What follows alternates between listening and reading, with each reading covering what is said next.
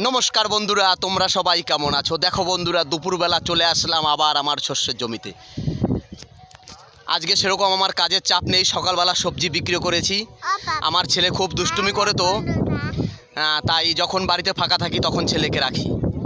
আসলে তোমরা সবাই চেষ্টা করবে প্রতিটা বাচ্চাকে টাইম দিতে, মানে যাদের যাদের বাড়িতে বাচ্চা রয়েছে তাদেরকে অবশ্যই টাইম দেবে।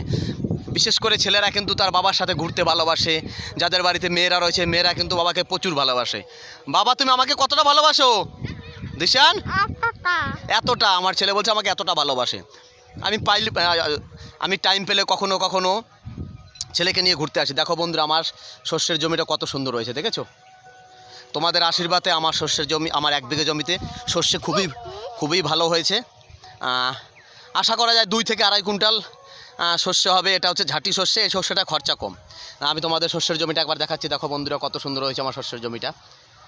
অনেক বড় হয়েছে গাছগুলো, ভালো ফলন হবে আশা করা যায়, খুবই ভালো ফলন হবে। সবই তোমাদের আশীর্বাদে আর ভগবানের আশীর্বাদে।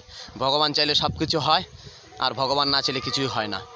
ওকে বন্ধুরা, বাই, ভালো থেকে রাম রাম, বিদায়। আবার পরবর্তী ব্লগে তোমাদের সাথে দেখা হবে।